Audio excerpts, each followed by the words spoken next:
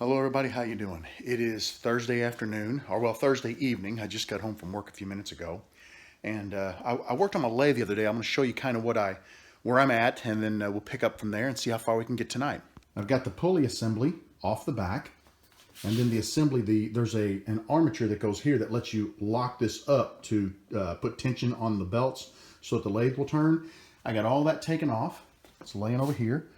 Got my pulleys. There's that's the big pulley. This is on the outside of the armature, and the motor goes to this pulley, and these are on the inside of the armature, and then these the belt goes around these and then to the pulley on the front gears, and then this is that armature that locks the belts or tightens the belts into place. So what I'm going to do is a little bit of cleanup work on these. Just kind of clean them up, then I'll lube them and put it all back together. And once that's back together and working, I'll start taking the motor apart.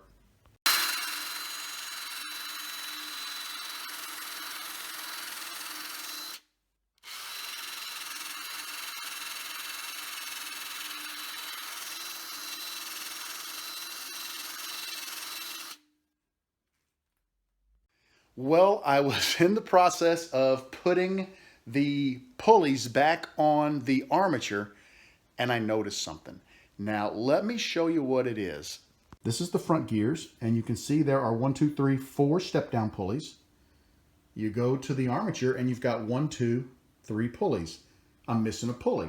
I thought, well, maybe I just misunderstood something, so I went to the book, and sure enough, right here on the armature, you've got 4 step-down pulleys.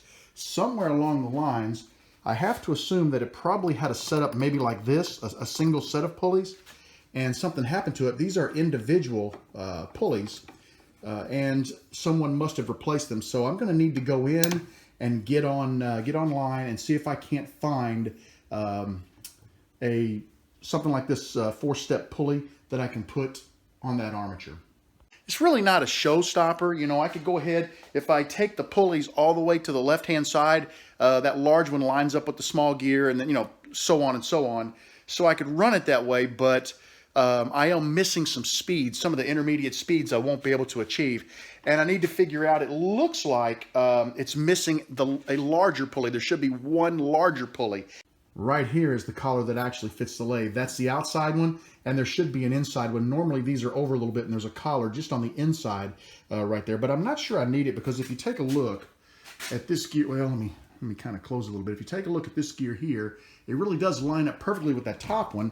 And see, since these are independent, I can lock them against the armature here, and it seems like that would hold it in place. I mean, it was holding it before, so I got a little research to do and another part to buy, but it's not going to stop me. I'm going to go ahead and finish putting it together and get the thing running, and because I want to get that motor cleaned out, because I'm ready to attempt to just turn just a pin on it. I just want to turn a pin, or not even really turn a pin. I just want to, true up a blank and maybe cut some threads on it, just to make sure that everything has good alignment. So I'm going to get back to work.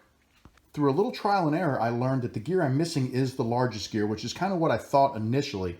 I went ahead and tested with the belt on this gear, and then on the smallest gear down here in the headstock, and I could actually hold the spindle in my hand, and the belt would just slip. So I went ahead and moved to the smallest one and put it on the second largest one down there, and I had the same issue. So I adjusted this over, moved it to the largest pulley, and then when I lock this down, I can't really hold it with my hand. I mean, it'll slip if you really get a tight grip on it, but which is what it's supposed to do, but that's where I've got the best tension for turning. So I'm going to go ahead and move these gears over, and like I said, tonight we'll look and see if we can locate the proper step-down pulleys for the back of this armature. I've moved back to the front set of pulleys.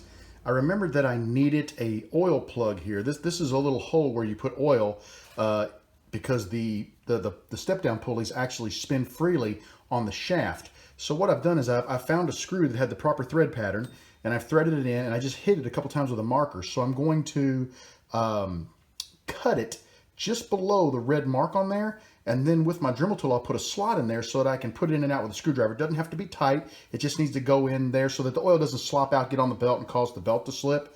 And I've also tested, and you can see that it's not rubbing, so the shaft should be able to spin freely without any issue from this. So instead of going to the store and buying one, you know, I've got all these old screws laying around. I thought I would just take a chance and see what happens. Worst case, it doesn't work, and next time I go to the hardware store, I'll pick up one.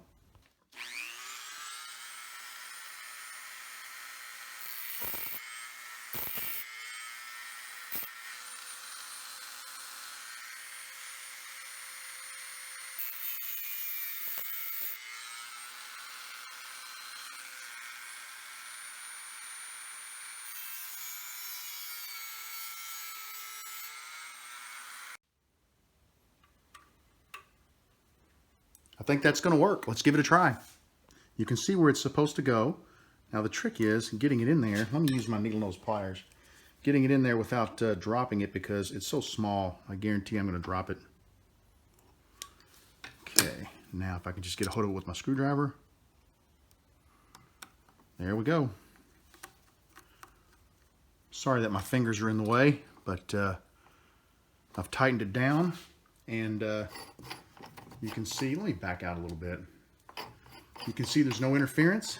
It is a little bit proud, so what I may, well, hang on a second. I can take it down a little farther. There we go. Now it's, oh, beautiful. It's flush. I just didn't have it tightened down all the way.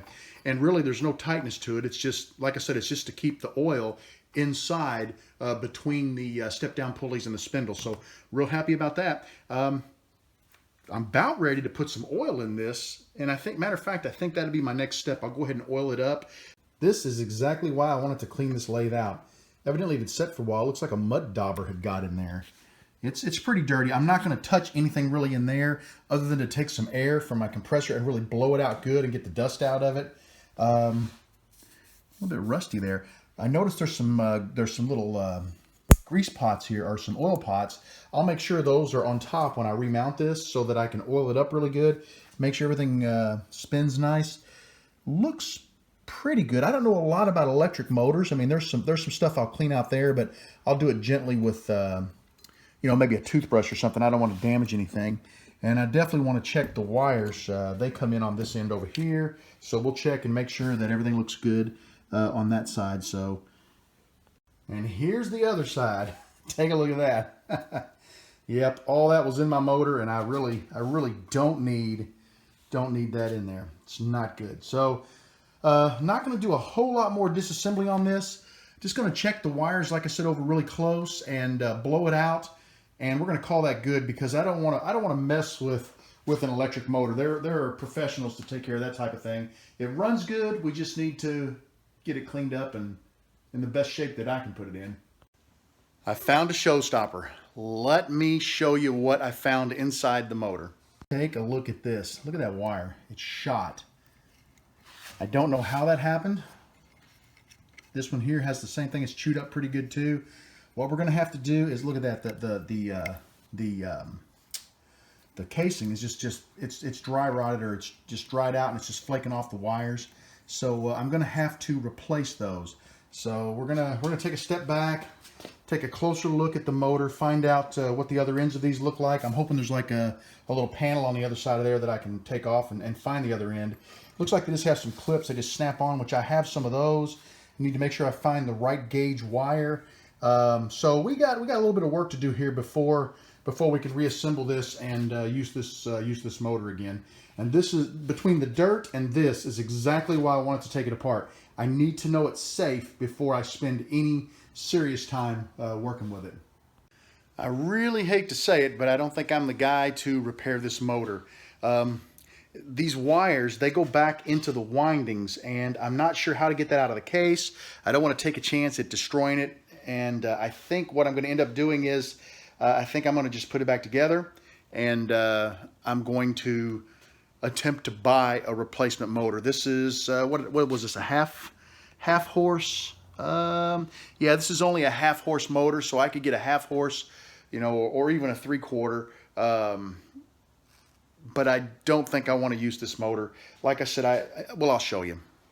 Here's the yellow wire that the casing is just falling off of, and notice where they all go. They all go back in there into the windings. There's nothing on this side of the motor that would let me get to them, so I'm not sure how to even get to them. As I look at at the inside of this. I guess you have to, maybe there's a brake on this thing. I don't know. Yeah, I don't see how that comes out. Well, there we go. Possibly you have to, like, you know, remove or break it apart here at the seam to get that out. I don't know, but this is a little beyond what I want to tackle. So I think it's time for me to put this back together and start pricing some motors. Really hate to, but I also hate to burn my house down. I went ahead and put the motor mount back on the stand. I didn't realize, like I said, I've never worked on something like this before, but I didn't realize that I could just loosen up the 2 clamps on either end of the mount and the motor would come right out and I wouldn't have to remove it, because the bolts were really long and it was tough to get them out, you know, with the motor mounted on there. So obviously whoever had this mounted the stand and then put the motor on. And so I've got it mounted. I left it loose because I want to put the motor on there and then I want to be able to adjust it, you know, left and right a little bit to align those pulleys. But this is pretty much it for me. I'm going to go in, I'll get this video up for you guys, and then I'm going to do a little research and see if I can't locate a motor for this. I honestly have no idea what one is going to cost. I need to look and see what, I don't know if they're all the same dimensions when you get to a 1/2 horse or a 3/4 horse or whatever. So I got some learning to do. Luckily, I've got the book that came with it over here, so I'm hoping that has some dimensions or something that'll help me. So, hey, at least we know now, right? Hopefully I'll have this thing back together soon. And I need to work on, that's something I could use you guys' help with. A metal lathe does not come with a tool rest because normally you use the carbide. I would like to use the carbide, but I would also like the option to use a tool rest from time to time. So if you guys know of a tool rest that can be used on an Atlas 618 lathe, shoot me some links and let me check them out. Like I said, I know it's not normal, but yeah, it'd just be nice to have that option if I wanted to do it, because it's fun to turn by hand as opposed to turn by the carbide tool on the lathe. So it's just an option for me. But that's it. Have a great evening. Thanks for following along. And tomorrow is Good Friday. I don't know if I'll be in the shop or not. I know I have one thing to do tomorrow, and that is I have picked up a nail in my rear passenger side tire. So I got to get that tire off the car. You know, luckily I've got the little piece now that I can use with my jack. So I'm going to drop the tire out of my wife's car. I'm off work tomorrow. Unfortunately, she's not. I'll put her spare on my car, and I'll haul the tire up to have it patched. I don't like to let them take the tires off the car or the wheels off the car, because it's got the nuts are color keyed to the wheel, and they use those air ratchets and they just destroy them. And I don't want to deal with that. You know, I kind of like them. So, but that's it for me. Have a great evening, and hopefully I'll do some stuff tomorrow, and maybe I'll shoot a little video for you. Take care, and we'll talk to you real soon.